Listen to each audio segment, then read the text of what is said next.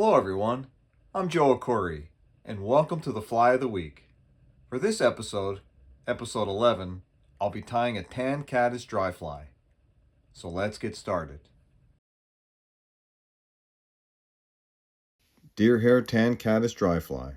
Place your hook in a vise, and the first step is covering the entire shank of the hook with thread.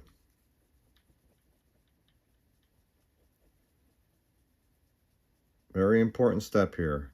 Any materials that are placed on top will bite in really nice and make for a stronger fly. Now, first step is selecting a hackle whose fiber length is equal to about 1.5 gaps. I'm using a brown, medium ginger hackle for this fly. This is size 14, and basically what you want is the hackle fibers, when you start to wrap it around the shank of the hook, to be about 1.5 gaps. So they're going to extend from the shank to about 1.5 gaps long. So prepare the hackle. You want to remove the downy fuzz from the base of the hackle, exposing the stem. Then you'll notice a natural curve to the feather. You want the hackle to curve down and over the fly, not up and away.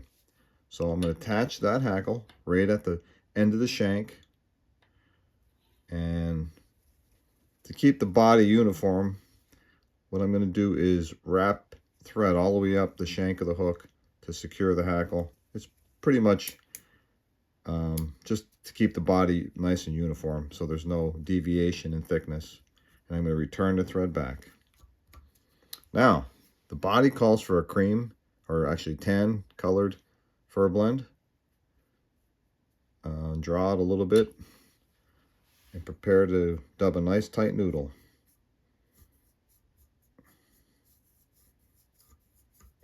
Just like that. All my blends are incredibly easy to dub, no wax needed, and pretty much you can dub these down to a size 28 if you need to. Okay, got a nice noodle there. Slide that forward right to the shank and begin to build your body. The body is pretty much going to be a uniform body, not much of a taper. It's not necessary.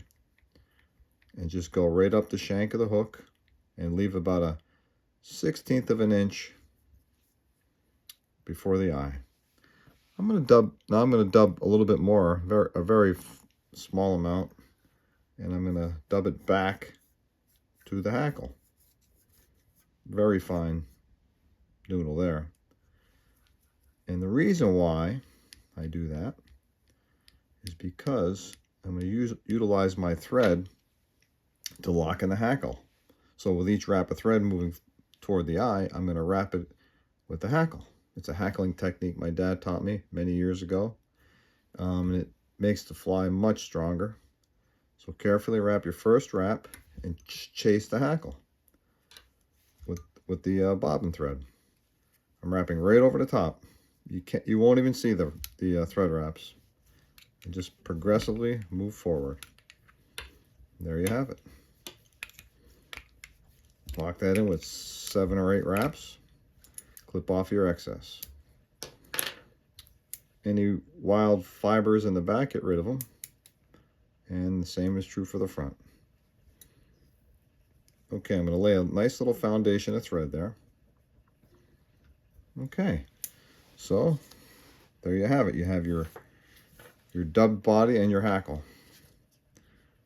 The next step is placing the wing on. So for the wing material, I'm using my Compara deer hair. I'm going to take about a 3/4 of a gap's worth. It'll make a nice even body, nice even wing, I'm sorry. And again, I'm going to comb out the fuzz that's in between the fibers. You could almost see it there, but I'm just going to help draw that fuzz out and get rid of that. That tends to absorb water, and this is a dry fly, so we want it to float like a cork. So any fuzz in between that you remove is going to benefit the fly floating. I'm going to place it in my hair stacker with the natural ends going into the hair stacker. And just stack that.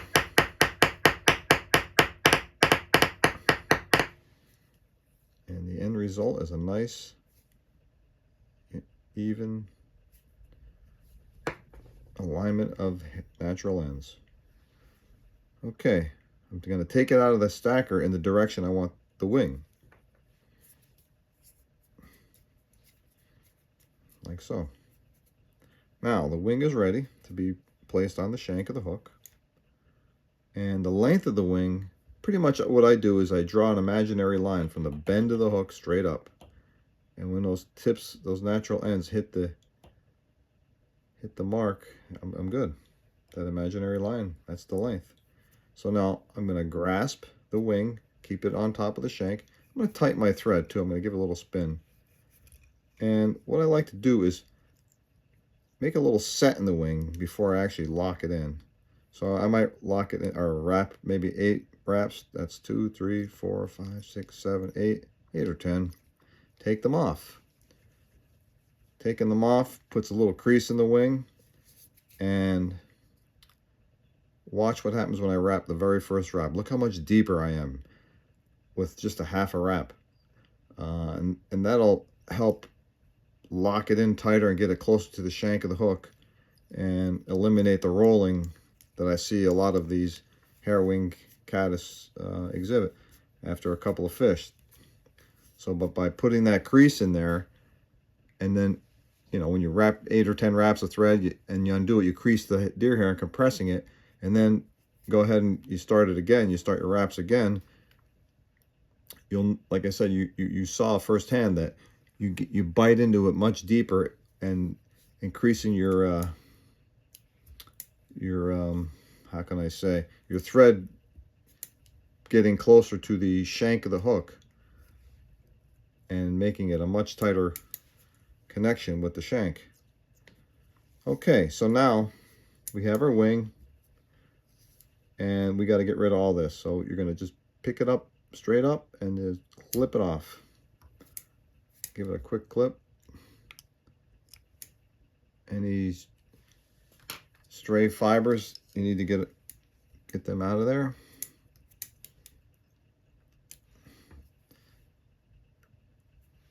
Okay, that looks pretty good. Just clean it up a little bit, and now you're ready for your finishing knot.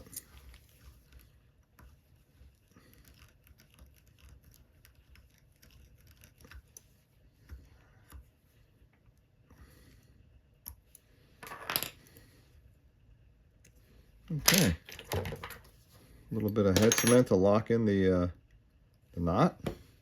Then I like to take my scissors and go under the wing and just pick it up and draw the hair straight up.